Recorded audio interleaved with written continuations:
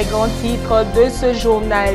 Religion, remise des comptes bancaires aux pasteurs identifiés par la Commission nationale des églises protestantes et évangéliques de Côte d'Ivoire. Une action bien reçue par les ministres de Dieu. Actualité africaine, après la fermeture de ses frontières et l'instauration de couvre-feu sur son territoire, la vie est enfin possible au Libéria. La présidente Ellen Johnson lève le couvre-feu. Ce sont là les grands titres de ce journal. Bonsoir à tous, bienvenue à cette session d'information. Religion, 50 ans dans la vie d'une organisation, ça se fête et ça se célèbre. C'est ce qu'entend bien faire l'Association des églises évangéliques de Côte d'Ivoire. Le samedi 21 février dernier, le mouvement a lancé officiellement les activités qui marquent la célébration de son cinquantenaire. Suivons les détails dans ce reportage.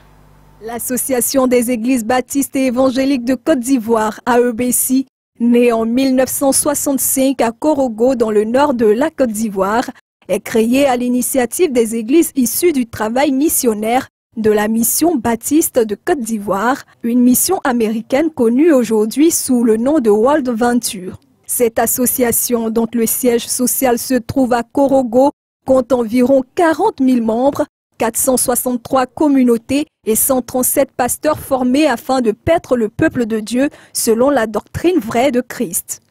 Aujourd'hui, en 2015, l'AEBC a 50 ans qui ne sauraient passer inaperçus car c'est le temps du jubilé. Quoi de plus normal de célébrer ce moment? C'est dans l'optique de fêter cette grande institution chrétienne et la fait connaître que l'AEBC a réuni la presse et tous ceux qui prennent part à sa croissance depuis toutes ces années à la cérémonie officielle de lancement de ses activités. Concentrée dans le nord majoritairement musulman, l'AEBC célébrera son cinquantenaire à travers un colloque les 6 et 7 mars prochains sur le thème l'AEBC, hier, aujourd'hui et demain. Ce sera à Boaké et la fête populaire pour glorifier le Seigneur pour sa grandeur à Korogo le 18 avril 2015. Toujours en religion, remise des comptes bancaires aux pasteurs identifiés par la Commission nationale des églises protestantes et évangéliques de Côte d'Ivoire. Une action qui s'inscrit dans la logique d'assurer aux ministres de Dieu un avenir sûr. Reportage.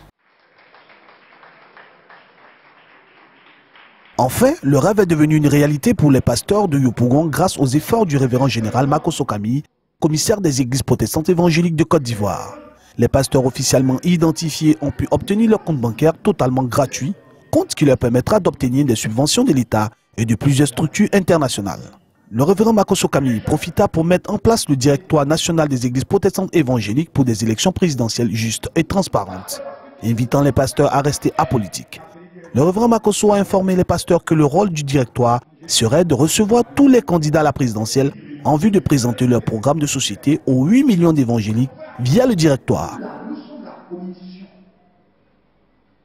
Nous sommes apolitiques. Jamais nous ne devons vous dire, nous avons rencontré tel homme politique. Venons, on va voter pour lui. L'église est apolitique. Mais le jour des élections, l'église n'a pas de candidats. Eux, tous sont nos enfants. Frère, nous sommes en 2015. La tentation va se faire. Faisons attention. La rencontre convoquée par le révérend Makosso Camille vise la participation des représentants du maire de Yopougon, convoqué par le général Makosso, pour s'expliquer sur les mesures prises par le maire de Yopougon concernant le problème des nuisances sonores menaçant plusieurs églises. Le révérend Makosso Camille a invité le maire à laisser prier en paix les pasteurs de peur de se voir sanctionnés aux prochaines élections. Les présidents d'église ont accepté avec une grande joie le programme de l'arrivée du général de Dieu Kandem Dionedor du Cameroun. Les présidents d'église ont accepté avec une grande joie le programme de l'arrivée du général de Dieu Kandem Dionedor du Cameroun, déclaré meilleur prédicateur francophone de l'année 2014, comptant plus de 21 résurrections de morts à travers tout son ministère, venant du 11 au 14 mars 2015 pour des temps de miracles au stade de la BAE. Le révérend général Makosso Camille a fait de l'année 2015 l'année de la prospérité des pasteurs officiellement identifiés. Prochaine étape est le mercredi 25 février à 13 h à la salle polyvalente de Vridi pour les pasteurs de Port-Boué. Que Dieu bénisse. Actualité africaine au Libéria, la levée de couvre-feu et de réouverture des frontières annoncée vendredi dernier par la présidente Ellen Johnson est effective depuis ce dimanche soir. Ces mesures avaient été prises à cause de l'épidémie Ebola. Comment les habitants de la capitale libérienne accueillent-ils cette liberté retrouvée? Reportage.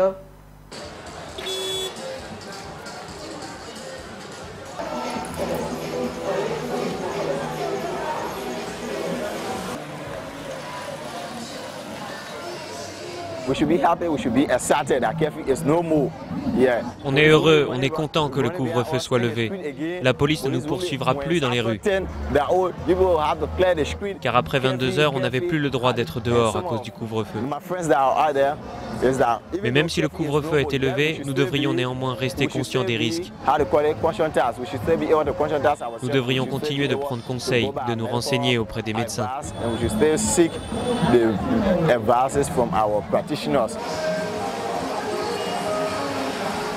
Toujours en Afrique, véritable plaie interrégionale, la secte islamique nigériane Boko Haram est en cette tente. Après le Nigeria, le Cameroun, c'est le Niger et le Tchad qui sont désormais visés. L'armée nigériane, pour sa part, a repris la ville de Baka occupée par Boko Haram. Reportage. Boko Haram est désormais bien un problème régional. Les pays voisins sont attaqués par la secte islamiste qui ensanglante le Nigeria depuis 6 ans. Au Niger, au moins 23 personnes ont été tuées dans les combats entre Boko Haram et l'armée sur l'île de Karamga, sur le lac Tchad. Le lac Tchad, un labyrinthe de petites îles et de marécages bordant ces 3 pays, est utilisé par Boko Haram pour lancer des attaques. Dans la même zone, l'armée nigériane annonce une victoire, la reconquête de la ville de Baga, victime en janvier d'un terrible massacre. Les exactions de Boko Haram ont fait 13 000 morts, 1,5 million de déplacés depuis 2009. Ici au Cameroun, le camp de réfugiés de Minawa est saturé. Les denrées et équipements qu'on nous a fournis, explique ce responsable, c'était pour 18 000 personnes. Mais plus le temps passe, plus les réfugiés affluent et le camp est surpeuplé. Avec 32 000 réfugiés maintenant, vous voyez qu'on manque de beaucoup de choses. Boko Haram a juré d'empêcher les élections initialement prévues en février au Nigeria et reportées au 28 mars. Laurent Fabius, le ministre français des Affaires étrangères en visite au Tchad, a réclamé plus d'engagement militaire des pays africains. Actualité internationale. En Angleterre, une serre chaude et humide s'emploie à garder les plantes de cacao exemptes de toute maladie afin de préserver la très grande convoitée production mondiale de fer brut.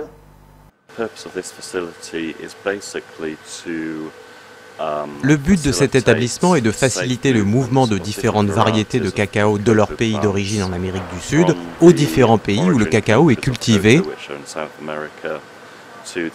notamment en Afrique de l'Ouest et en Asie du Sud-Est.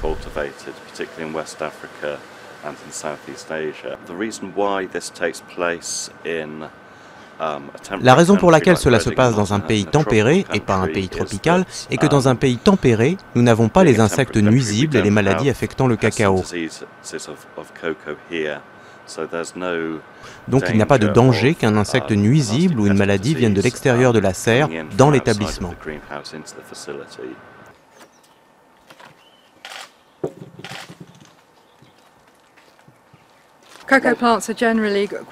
En général, il est assez difficile de faire pousser des plants de cacao. On doit être sûr d'avoir une température constante dans les 20 degrés. Ils n'aiment pas recevoir trop de soleil, ils n'aiment pas recevoir trop d'ombre. Donc c'est assez difficile de parvenir au bon climat dans les serres.